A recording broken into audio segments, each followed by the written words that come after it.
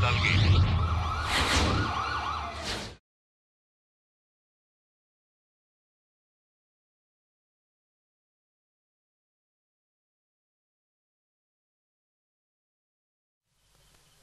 عليكم ورحمة الله وبركاته. الحمد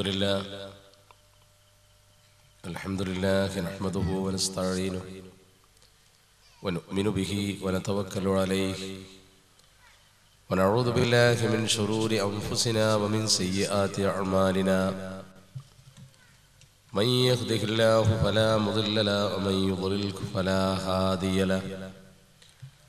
ونشهد أن لا إله إلا الله وحده لا شريك له. ونشهد أن سيدنا محمدا صلى الله عليه وسلم عبده ورسوله أرسله إلى كافة الخلق ليظهره على الدين كله ولو كره المشركون. اللهم صل وسلم وبارك على رسولك سيدنا محمد وعلى آله وأصحابه أجمعين. أعوذ بالله من الشيطان الرجيم. بسم الله الرحمن الرحيم.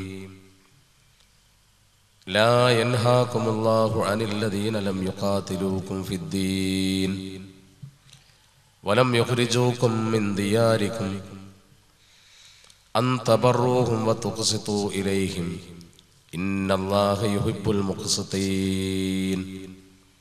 صدق الله مولانا العلي العظيم. قال رسول الله صلى الله عليه وسلم الفتنة نائمة لعن الله من أيقظها. സ്നേഹാദരവുകളുള്ള ഈ സദസ്സിന്റെ അധ്യക്ഷൻ ഹസൻ ബാക്കവി അവർകളെ, പ്രാർത്ഥന നിർവഹിച്ച ബഹുമാന്യനായ ഖതീബ് അബ്ദുൽ കരീം മുസ്ലിയാർ, ഇതിന്റെ ഉദ്ഘാടന കർമ്മം നിർവഹിച്ച എന്റെ ബഹുമാന്യ സുഹൃത്തും സഹപ്രവർത്തകനും സുന്നത്ത് ജമാഅത്തിന്റെ പ്രവർത്തന രംഗത്ത് പുതിയ ദിശാബോധം സൃഷ്ടിച്ച കാഫില പരിപാടിയുടെ സൂത്രധാരകനുമൊക്കെയായ ബഹുമാന്യനായ സിദ്ദീഖ് ഫൈസി, അഭിവന്ദനായ പരേടത്ത് മുഹമ്മദ് ഹാജി, മഹല്ല് പ്രസിഡന്റ് ബഹുമാനപ്പെട്ട അമുഹാജി സാഹിബ്, ഈ അനുഗ്രഹീതമായ സദസ്സിന് സാക്ഷികളായ ബഹുമാന്യരായ കാരണവന്മാർ, അനുഗ്രഹീതരായ പണ്ഡിതന്മാർ, മുതഅല്ലിമീങ്ങൾ, മുഅല്ലിമീങ്ങൾ, പ്രിയപ്പെട്ട യുവാക്കൾ, അല്ലാഹു സുബ്ഹാനഹു വ തആല നമ്മുടെ ഈ സദസ്സ് സത്യം ഗ്രഹിക്കുവാനുള്ള ഒരു സദസ്സായി സ്വീകരിച്ചുകൊണ്ട് നമുക്കൊക്കെ പ്രതിഫലം നൽകുമാറാവട്ടെ. ഇത്രയും മനോഹരമായ ഒരു സദസ്സ് സംഘടിപ്പിച്ചുകൊണ്ട് ഇങ്ങനെ ഒരു പരിപാടി ഇവിടെ സംവിധാനിക്കാൻ മുന്നോട്ട് വന്ന സമസ്ത കേരള സുന്നി വിദ്യാർത്ഥി ഫെഡറേഷന്റെ കർമ്മധീരരും സ്ഥിരോത്സാഹികളുമായ പ്രവർത്തകരെ ഞാൻ അഭിനന്ദിക്കുകയും അവർക്കും അവരോട് സഹകരിച്ചവർക്കും അല്ലാഹു സുബ്ഹാനഹു വ തആല ഇരു വീട്ടിലും ഖൈർ പ്രദാനം ചെയ്യുമാറാവട്ടെ എന്ന് പ്രാർത്ഥിക്കുവാൻ ഈ അവസരം ഉപയോഗപ്പെടുത്തുകയും ചെയ്യും. നമ്മൾക്കൊക്കെ അറിയാം, ദിനേന നമ്മൾ പത്രം വായിക്കുന്നവരാണ്. പത്രമാധ്യമങ്ങളിൽ അതുപോലെ ദൃശ്യമാധ്യമങ്ങളിൽ ഇന്ന് ജ്വലിച്ചു നിൽക്കുന്ന ഏറ്റവും പ്രത്യേകതയുള്ള ഒരു വാർത്ത തീവ്രവാദവും അതുപോലെ ഭീകരവാദവും രാജ്യദ്രോഹവും ഒക്കെയാണ്. ഏത് ചാനലുകളെടുത്ത് പരിശോധിച്ചാലും ഏത് പത്രമെടുത്ത് പരിശോധിച്ചാലും അതിലെ ഏറ്റവും പ്രധാനപ്പെട്ട ഹെഡ്ലൈൻ അല്ലെങ്കിൽ ഒന്നാം പേജ്, പ്രിന്റഡ് മീഡിയയിലാണെങ്കിൽ അതിന്റെ ഒന്നാം പേജും വിഷ്വൽ മീഡിയയിലാണെങ്കിൽ ഹെഡ്ലൈനും, ഭീകരതയെക്കുറിച്ചും തീവ്രതയെക്കുറിച്ചുമാണെങ്കിൽ അതിൽ വലിയ ഒരു പങ്ക് മുസ്ലിങ്ങൾക്കുണ്ട് എന്ന് വരുത്തി തീർക്കുന്ന രീതിയിലാണ് പ്രചരണങ്ങൾ പ്രചണ്ഡമായി നടന്നുകൊണ്ടിരിക്കുന്നത്. പേരിനാണെങ്കിൽ നമ്മുടെ ഏതെങ്കിലും സഹോദരങ്ങളുടെ ലളിതമായ പങ്കിനെ കുറിച്ച് അവർക്ക് ഉദ്ധരിക്കാനും സാധ്യമാകും. ഇന്നത്തെ പത്രത്തിൽ പോലും ആസാമിലെ സ്ഫോടനത്തിൽ പിടിക്കപ്പെട്ട ഏതാനും മുസ്ലിം നാമങ്ങളെ കുറിച്ചാണ് പത്രങ്ങൾക്ക് എഴുതാനുള്ളത്. ഈ വിഷയകമായി മുസ്ലിം സമൂഹത്തിന് എന്ത് പറയാനുണ്ടെന്ന് കേൾക്കുവാനോ ഇസ്ലാം എന്താണെന്ന് മനസ്സിലാക്കുവാനോ ആരും ശ്രമിക്കുന്നില്ല എന്നത് ഖേദകരമായ ഒരു വസ്തുതയാണ്. നമ്മുടെ കൂട്ടത്തിൽപ്പെട്ട ചില യുവാക്കളെ സംബന്ധിച്ചിടത്തോളം ഇത്തരം ചില പ്രവണതകൾ കൊണ്ട് നമുക്ക് രക്ഷയുണ്ടാകുമെന്നൊരു ചിന്തയും തോന്നലും ഒരു പരിധിവരെ ഉണ്ടോ എന്ന സംശയവും നമ്മുടെ മനസ്സിലുണ്ട്. എന്നാൽ ആദ്യമായും ആമുഖമായും ഒരു കാര്യം ഞാൻ തീർത്തു പറയാൻ ആഗ്രഹിക്കുന്നു. ഇന്ന് പ്രചരിപ്പിക്കപ്പെടുന്നത് പോലെയുള്ള ഒരു തീവ്രവാദമോ ഭീകരവാദമോ ഒന്നും പടച്ചറപ്പിന്റെ അനുഗ്രഹത്താൽ നമ്മുടെ കേരളത്തിൽ ഉണ്ടായിട്ടില്ല എന്നത് ഒരു യാഥാർത്ഥ്യം മാത്രമാണ്.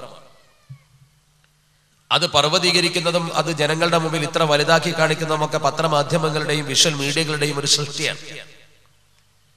മാധ്യമ സൃഷ്ടി എന്ന് പറയാവുന്ന രീതിയിലുള്ള ഒരു ഭീകരതയാണ് സത്യത്തിൽ ഇവിടെ ഉണ്ടായിട്ടുള്ളത്. പക്ഷെ നമ്മുടെ രാജ്യത്തിന്റെ ഇതര മേഖലകളിലൊക്കെ വളരെ നന്നായി ഇത്തരം പ്രവണതകൾ നടക്കുന്നുണ്ട് എന്നത് ഒരു സത്യവുമാണ്. മലേഗാവ് സ്ഫോടനം മുതൽ ഇപ്പോൾ ആസാമിൽ നടന്ന സ്ഫോടനം വരെ നമ്മൾ പരിശോധിക്കുമ്പോൾ ഈ പ്രവണത അപകടകരമായി വളരുന്നു എന്നതിന് മറ്റൊരു തെളിവിന്റെ ആവശ്യമില്ലാത്ത വിധം നമുക്കത് ബോധ്യമാണ്. ഈ പ്രവണത എവിടെ നിന്നുണ്ടാവുന്നുവെങ്കിലും അത് ആരാണെങ്കിലും എതിർക്കേണ്ട ഒരു ബാധ്യത നമ്മുടെ ഭരണകൂടത്തിനുണ്ട്. ഇതിനെ പിടിച്ചുകെട്ടേണ്ട ഉത്തരവാദിത്വം നമ്മുടെ നിയമപാലകർക്കുണ്ട്. പക്ഷെ അപകടകരമെന്ന് പറയട്ടെ, നമ്മുടെ രാജ്യത്ത് ഇപ്പോൾ നടന്നുകൊണ്ടിരിക്കുന്ന ഒരു പ്രവണത, ഇത്തരം പ്രവണതകൾ ഏതെങ്കിലും ഒരു പ്രദേശത്ത് പ്രകടമാകുന്നുവെങ്കിൽ അത് പ്രകടമാക്കുന്നവർ ഇന്ന വിഭാഗമായിരിക്കും എന്ന ഒരു മുൻധാരണാജന്യമായ പ്രവർത്തനമാണ്. ബോംബെയിലെ സ്ഫോടനം നടന്നപ്പോൾ നമ്മൾ വളരെ വ്യക്തമായി കണ്ടു. ഏതാനും മുസ്ലിം യുവാക്കളെ പിടികൂടിക്കൊണ്ട് സൗദി അറേബ്യയിലെ പരമ്പരാഗതമായ വസ്ത്രമാകുന്ന അവർ മുഖത്ത് ചുറ്റുന്ന അല്ലെങ്കിൽ തലയിൽ ധരിക്കുന്ന ഖത്തറ എന്ന് പറയുന്ന ചുവന്ന ആ മുണ്ട്, അത് അവരുടെ ഒരു ട്രഡീഷന്റെ ഭാഗമാണ്. ആ മുണ്ട് ചുറ്റിയ 3 പേരെ നിരത്ത് നിർത്തി ഫോട്ടോ എടുത്ത് ദേശീയ മാധ്യമങ്ങളൊക്കെ 1-ാം പേജിൽ അത് അവതരിപ്പിച്ചു. സത്യത്തിൽ ഒരു ഫോട്ടോക്ക് അവരെ പോസ്റ്റ് ചെയ്യിപ്പിച്ചുകൊണ്ട് അവരുടെ മുഖത്ത് ഇതേ രീതിയിൽ ചുറ്റി അണിയിച്ചൊരുക്കി നിർത്തിക്കൊണ്ട് ഫോട്ടോ എടുക്കുന്നത് എന്തിനാണ് എന്ന് ആർക്കും ചിന്തിച്ചാൽ അറിയാം. ആ ഫോട്ടോ കാണുന്നതോടുകൂടി തന്നെ മുസ്ലിങ്ങളെ കുറിച്ചുള്ള ഒരു വികാരം മറ്റുള്ളവരുടെ മനസ്സിൽ എന്തായിരിക്കും? ടെററിസ്റ്റ് എന്ന അടിക്കുറിപ്പ് അഥവാ തീവ്രവാദികൾ. ആ ഒരു ചിന്താഗതി നമ്മുടെ സമൂഹത്തിൽ വളർത്തിക്കൊണ്ടുവരുന്നതിന് മാധ്യമങ്ങൾ വലിയ പങ്ക് വഹിക്കുന്നു എന്നത് അനിഷേധ്യമാണ്. അഥവാ മുസ്ലിങ്ങൾ തീവ്രവാദികളാണ് എന്ന് വരുത്തി തീർക്കാൻ എല്ലാവരും ഒറ്റക്കെട്ടായിട്ടാണ് നീങ്ങുന്നത്. പക്ഷെ ഇസ്ലാമോ, അവരൊരിക്കലും അല്ലാഹുവിന്റെ പരിശുദ്ധ ദീനുൽ ഇസ്ലാമിനെ ശ്രദ്ധിക്കുന്നില്ല. ഇസ്ലാം എന്ത് പറയുന്നു എന്ന് ഇക്കാര്യത്തിൽ അവർ നോക്കാറില്ല. ഏതുപോലെ നമുക്ക് പരിശോധിച്ചാൽ അറിയാം, അല്ലാഹുവിന്റെ പരിശുദ്ധ ദീനുൽ ഇസ്ലാം കർക്കശമായി മദ്യം നിരോധിച്ചിരിക്കുന്നു. ലഹരി സാധനങ്ങൾ അല്ലാഹുവിന്റെ പരിശുദ്ധ ദീനുൽ ഇസ്ലാം കഠിനമായി നിരോധിച്ചിരിക്കുന്നു. പക്ഷെ ദൗർഭാഗ്യകരമെന്ന് പറയട്ടെ, നമ്മുടെ സമൂഹത്തിൽ ഒരുപാട് മദ്യപാനികളുണ്ട്. ഒരുപാട് മദ്യപാനികൾ മുസ്ലിം സമൂഹത്തിലുണ്ട്. അവർ മദ്യം കഴിക്കുന്നുണ്ട്. പക്ഷെ ഒരു മാധ്യമങ്ങളും മുസ്ലിങ്ങൾ കള്ളുകുടിയന്മാരാണെന്ന് എഴുതിക്കൊണ്ടോ മുസ്ലിങ്ങളുടെ കള്ളുകുടി കൊണ്ട് ഇന്ന നാശമുണ്ടായി എന്ന് പറഞ്ഞുകൊണ്ടോ നമ്മുടെ സമൂഹത്തെ ആക്രമിക്കാൻ മുന്നോട്ട് വരുന്നില്ല. എന്തുകൊണ്ട്? എന്താണ് അതിന്റെ കാരണം? മുസ്ലിങ്ങൾ മദ്യപാനികളാണ് എന്ന് അവതരിപ്പിച്ചത് കൊണ്ട് അവർക്കൊന്നും കിട്ടാനില്ല. മുസ്ലിങ്ങൾ